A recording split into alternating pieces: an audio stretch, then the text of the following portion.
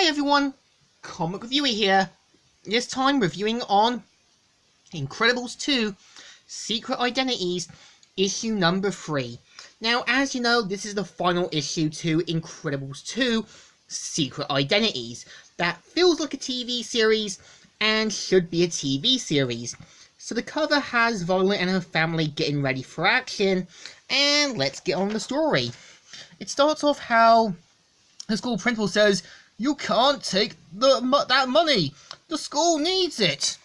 "Oh, yeah? Well, my needs are almost pressing. Gotta set myself up in a new town." So just as they're about to go, Helen manages to get the money away from Bullbox, and they mainly confront them saying, "Because you'll be in jail." Now that's a fine intro line. We'll deliver too. "Ha! You two bought your sidekicks this time? Fine, I've got one of my own, and we'll be glad to serve you up another beating."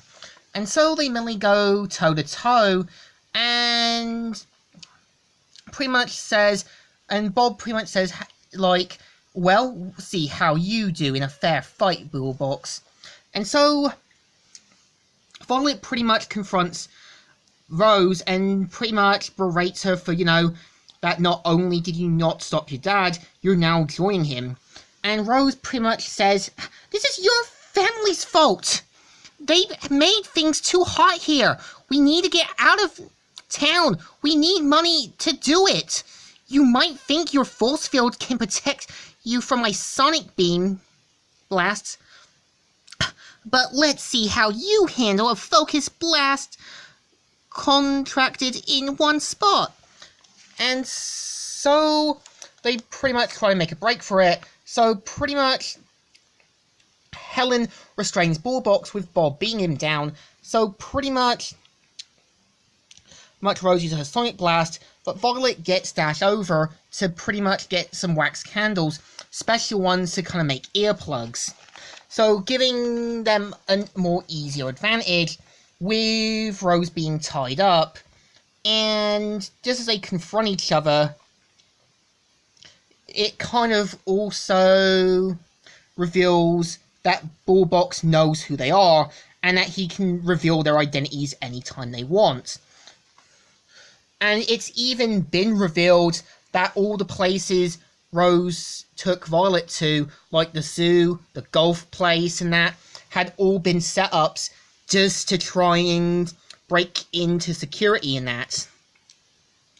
And Violet understandably says, "I didn't know! I thought we were just exploring cool places." "That doesn't change the fact that you're an accessory to my crimes."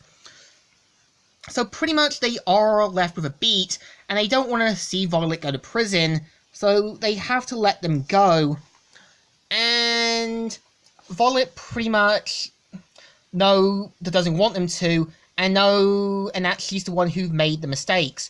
But Helen and Nat know that it's not their fault, and that she's pretty much not responsible, and that they're going to stick with her because they're family. So just as Rose has second thoughts, she kind of realizes that this isn't right.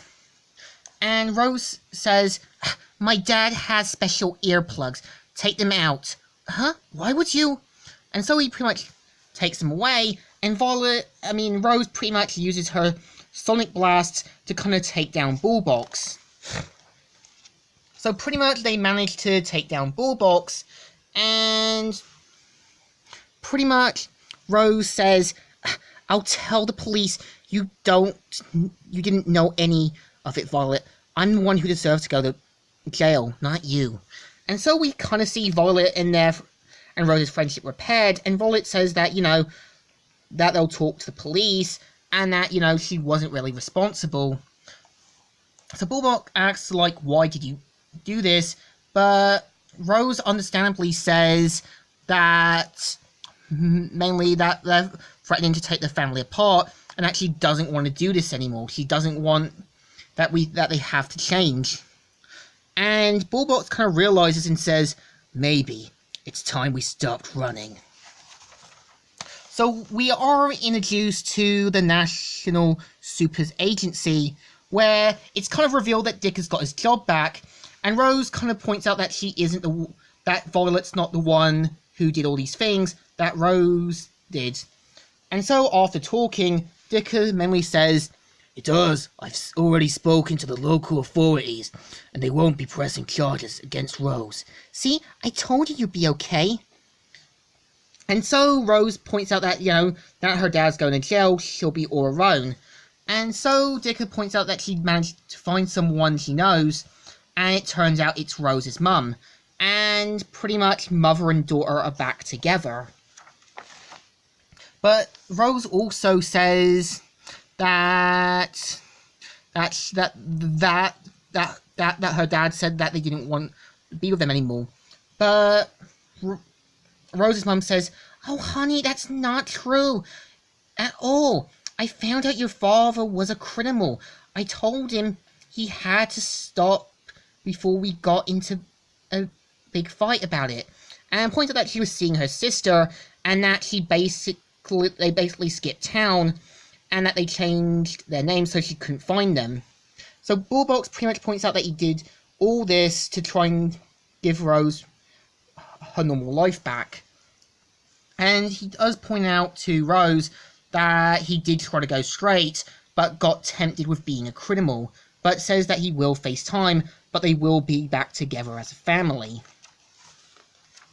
So Dicker also says that he's also going to wipe Bullbox's memories, and Bullbox did agree to it, and even offers to do the same to Rose.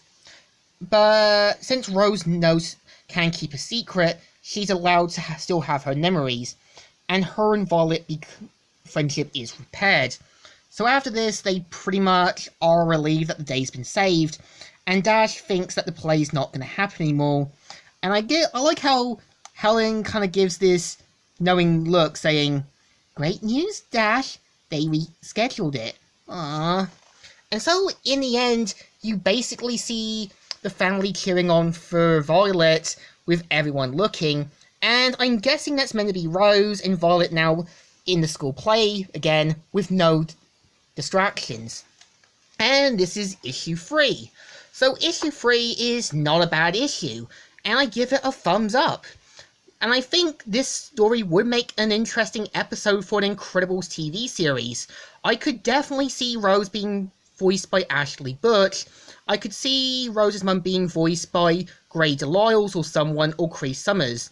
So the series deserves a thumbs up. A great potential for a pilot, and a great story. So, Comic Reviewer here, signing out.